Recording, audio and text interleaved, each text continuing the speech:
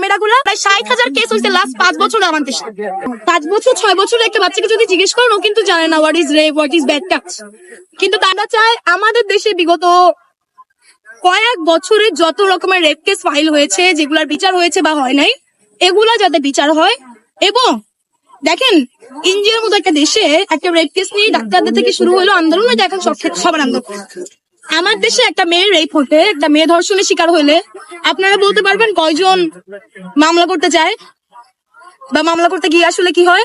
কারণ দেখেন আমি যদি বলি যে আমাদের সোসাইটিতে এইটা একটা প্রবলেম যে একটা মেয়ে মামলা করবে, মেয়ের রায় হোক আর না হোক, মেয়েটা আজীবনের জন্য সেসব 14 গোষ্ঠী কেনে সবাই গালি দেওয়া শুরু করে। ঠিক আছে, তো আমাদের দেশের ব্যাপারগুলো হচ্ছে এরকম। কিন্তু দেখেন আপনি কি বলতে পারবেন আপনার ঘরে যে বাচ্চা আছে ওই বাচ্চা 24/7 সেফ থাকে কিনা? আমরা তো আর প্রাণী বলতে শুধু ঘরে বসে থাকার মতো না, আমাদের তো বের হইতে হয়, আমাদের রাস্তায় বের হইতে হয়, আমাদের বাসে উঠতে হয়, স্কুল কলেজ যেতে হয়, ঠিক আছে, কাজের জায়গায় যেতে হয়। এমন কোন জায়গা কি আছে আপনি এখানে যতগুলো মেয়ে আছে আপনি জিজ্ঞেস করেন প্রতিদিন 10টা কাজের জন্য বের হলো একটা না একটা জায়গা থেকে সে হ্যারাসের শিকার হচ্ছে কিনা? গত 5 বছরে বাংলাদেশে আমি দেখলাম লিখিত ফাইল করা হয়েছে রেপ কেসের জন্য প্রায় 27,569, জাস্ট লাস্ট 5 ইয়ার্স।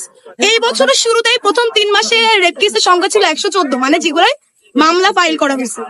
তো আপনি বুঝেন যে মামলায় ফাইল করতে চাই 10টা মেয়ে, রেপ হইলে একটা ফ্যামিলি, বাকি 9টা ফ্যামিলি আর চাই না যে ওরা আসুক সামনে, সমাজ ওদেরকে চিনুক। কারণ আমাদের দেশে রেপ হলে কি হয়, রেপিস্টকে কেউ খুঁজে না, ওই মেয়েটার মুখের উপরে এরকম সব ক্যামেরাগুলা ওই মেয়েগুলার মুখের উপর, ওই মেয়েগুলার ফ্যামিলির উপরে চলে যায়। একবারও কিন্তু আসে না যে এটা রেপিস্ট বা যে রেপিস্টকে ধরছে। আমি এমনও দেখছি কোনো লাস্টই তো বোধ হয় ওই যে কাটাবনে কলা বাগানে কোন একটা রেপ কেস যে একটা ছেলেকে ধরলো, ওর ফেসটা ব্লার করে দেওয়া।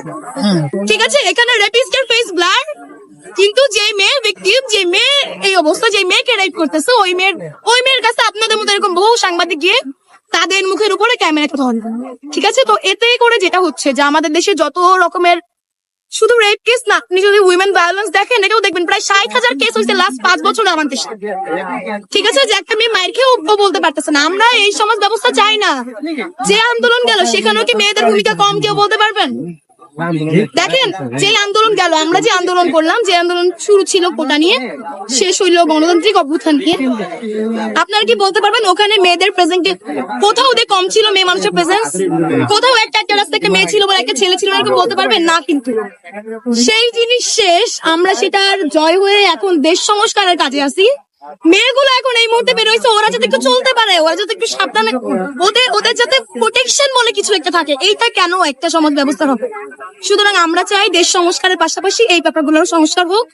প্রত্যেকটা মেয়ে তার মতো করে চলতে পারুক, প্রত্যেকটা মেয়ে মাইর খাইছে সেখানে কথা বলতে পারুক, প্রত্যেকটা মেয়ে অ্যাবিউজ হয়েছে সেখানে কথা বলতে পারুক। আমি বলবো, আপনি যদি বিশ্বাস করবেন কিনা জানি না, একটা 5 বছর 6 বছরের একটা বাচ্চাকে যদি জিজ্ঞেস করেন ও কিন্তু জানে না what is rape, what is bad touch.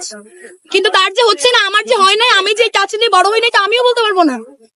ঠিক আছে, হয়তো আমার ফ্যামিলি জানে না, হয়তো আমার চারপাশ জানে না, কিন্তু আমি এরকম অ্যাবিউজের শিকার হইনি। আমার মনে হয় প্রত্যেকটা মেয়েকে জিজ্ঞেস করেন, ওরা সামাও এটা হইছে।